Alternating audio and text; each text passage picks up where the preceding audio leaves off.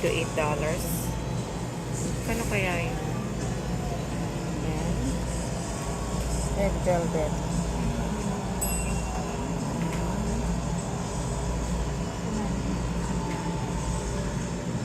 Ice cream.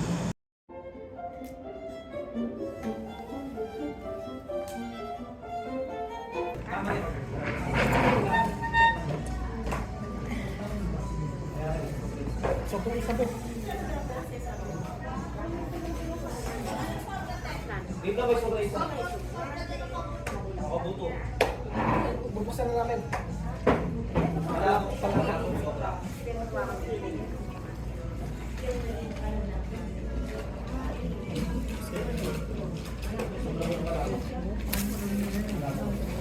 Mukhang masarap yan. Totoo po bang ikaw daw ay mataray nung ikaw ay kabataan? Kasi ako ayaw ko ng pakikialaman yung gamit ko. Halimbawa, dito nakahanap ang aking gamit, mga damit o unan. Yung unan ko ayaw kong papagamit sa mga kapatid kong lalaki. Ah? Oo, kasi may nagagalit ako kasi marami silang pamada. Ah. Uso na ng pamada. Ayaw ko yung abila. Nga, ingay po. Maingay dito. Okay. Diba?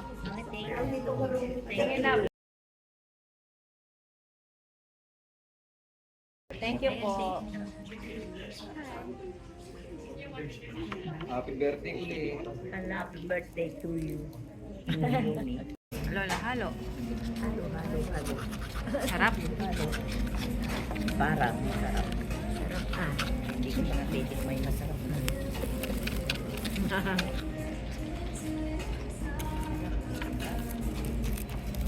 Halo mo na? Ano? Halong-halo na? Ay, talaga napaka-gentleman na rin. Ay, pinaghahalo. Ang tinatanong ko po sa iyo ay yung dito na ikaw ba ay mataray dito noon nung bagong dating ka?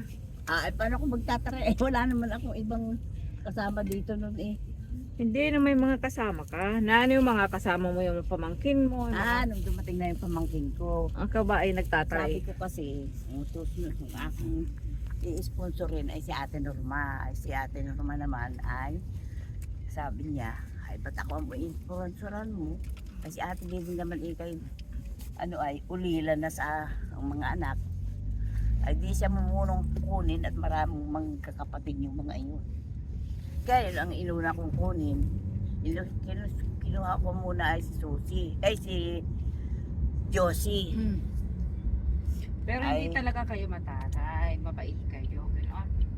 Mabait ako, Ay, pero mataray pag may nanliligaw na parang sunod-sunod na katulad ni Josie noon, sino nga pag ang si Josie kasi ayun ay after wala pang 1 year ay ako'y umuwi. Ay nagbalik bayan ako noon ay sumama si Josie, kaya palagay yun ay siguro may katipan na nag-iintay. Ay di yun, pagdating dito ay umalis ako dito at ako nga nagbalik bayan noong 1976. Ay sumama siya. Sabi ko, parang hindi pa kami magkasama nun sa sinakyang eroplano eh. Magkahiwala yata kami at ay, hindi siya nag-iimik sa akin at ako nga siguro mataray at ako, ayoko nung may mga yung bagang hindi ko sabihin ay yung kanilang kuwan ang asikasuhin at sila ay gayon ang buhay kumbaga mga bagong kauulilalaan nila sa ama ay di maka sa mga ginagawa ko natatarayan sila at pag may sa baba malalaki na lang hindi ko alam may naghahatid-hatid kaya siguro sabi mo ako'y mataray. Ay, ano po ang iyong sinasabi pag may nalalaman kayong may naghahatid? Baka naman kasabay lang, hindi naman hinahatid. Hindi naman ako Ito talagang si Lola. hindi naman ako nagmumura at ako'y sino pag ako namang magmumura yung kaya ikaw ay taray mo gayon hindi naman ako ganoon. Kaya lang, ay di siguro na pupunan nila na ako ay hindi nag-iinig, ako ay parating parang seryoso. Ako naman noon ay nagpapaaral na nga kay Rani. Ginagasisan ko na si Rani. Yung pong aming video ngayon ay ang pinaka-summary ay hindi daw po si Lola mataray. Ano naman pala yung mabait.